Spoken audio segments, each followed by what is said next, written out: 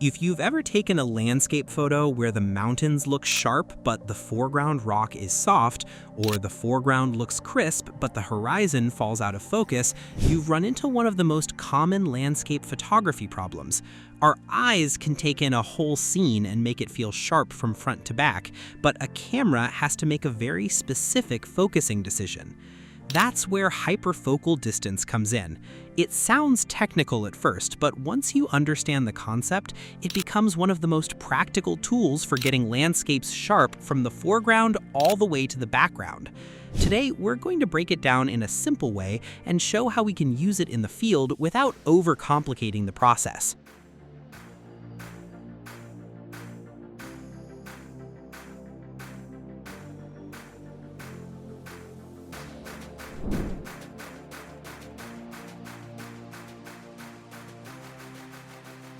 Hyperfocal distance is the closest distance you can focus your lens while still keeping everything from about half that distance to infinity acceptably sharp. In practical terms, it helps us place the focus point in a spot that gives us the maximum useful depth of field. Let's make that more concrete.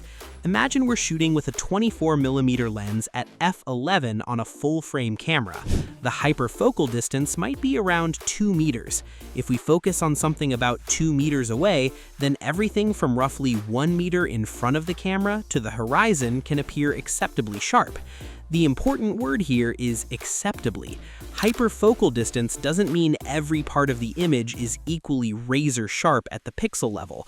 It means the foreground, middle ground, and background all fall within a range of sharpness that looks good in a normal viewing situation.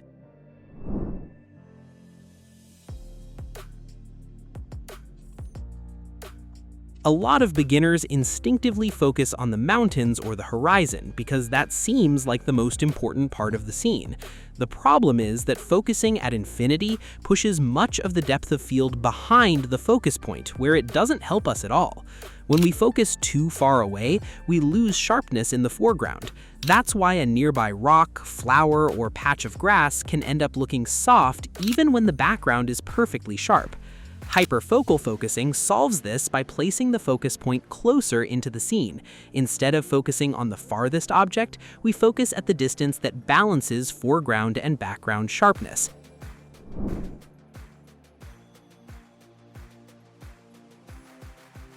Let's say we're photographing a landscape with a rock in the foreground about 1 meter away and mountains in the distance. If we use a 24mm lens at f11, a hyperfocal distance around 2 meters would be a good starting point. So instead of focusing on the mountains, we would focus on something roughly 2 meters away. By doing that, the depth of field extends from about 1 meter to infinity, which keeps both the foreground rock and the distant mountains acceptably sharp.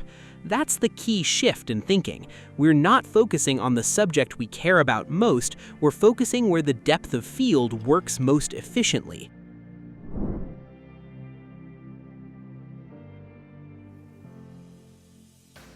The easiest and most accurate way to find hyperfocal distance is to use a smartphone app like PhotoPill's DOF Master or Hyperfocal Pro. We simply enter the camera format, focal length, and aperture, and the app gives us a distance to focus on. But if we don't want to pull out an app every time, there's a practical field rule we can use. Find the closest object we want to appear sharp, estimate how far away that object is, then double that distance and focus there. For example, if the nearest important object is about 1 meter away, we can start by focusing at around 2 meters. It's not mathematically perfect, but it usually gets us close enough when using a wide-angle lens stopped down to f8 or f11.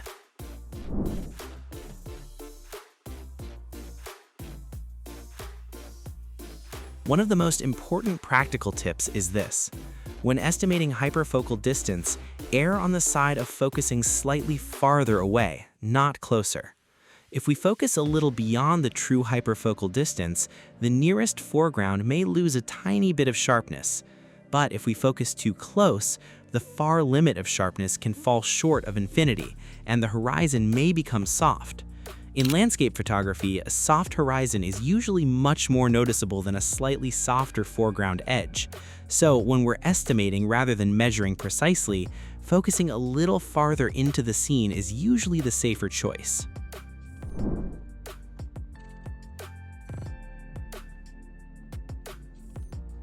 Hyperfocal distance works best when paired with a sensible aperture. Stopping down to f8 or f11 usually provides a strong balance between depth of field and overall lens sharpness.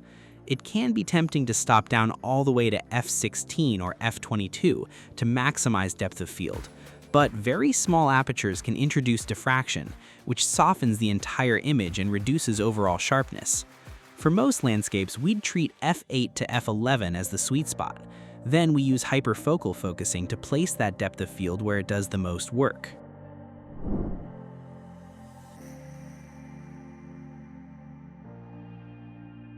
Hyperfocal distance has limits. If the nearest important object is only a few inches from the lens, even f11 may not provide enough depth of field to keep both that foreground and the distant background sharp. In those situations, the better solution is often focus stacking. That means taking multiple photos focused at different distances and blending them together in post-processing. Hyperfocal distance is still incredibly useful for the vast majority of landscape scenes, especially when the nearest important object is a reasonable distance away. But for extreme near to far compositions, focus stacking may be the cleaner approach.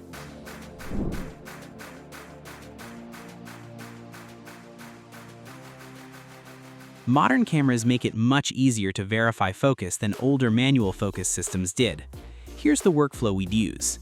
Set the camera to a sensible aperture, usually f8 or f11.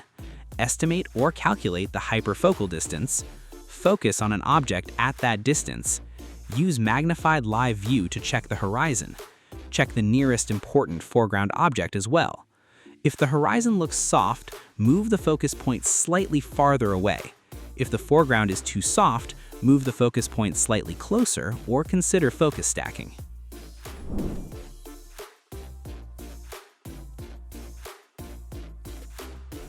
When we're out shooting landscapes, we can simplify the whole process into a few repeatable steps. Choose a wide-angle focal length if we want strong front-to-back sharpness. Select an aperture around f8 or f11. Identify the closest object we want sharp. Estimate or calculate the hyperfocal distance. Focus at that distance. Use magnified live view to confirm the foreground and horizon are sharp enough. After practicing this a few times, we start to develop an intuitive sense of where to focus in common landscape situations.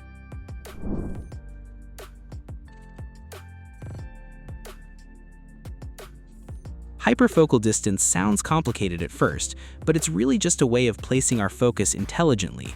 Instead of guessing or always focusing on the horizon, we use the lens's depth of field in the most efficient way possible.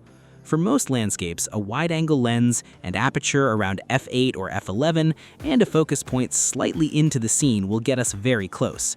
And if we want maximum precision, a hyperfocal distance app can give us the exact number. Once we start using this technique consistently, we'll spend less time hoping the image is sharp and more time knowing that the foreground, middle ground, and background are all working together. That's it for today. If this breakdown helped you understand hyperfocal distance, let us know how you usually focus your landscapes. And if you want more practical photography guides like this, don't forget to like, subscribe, and we'll catch you in the next one.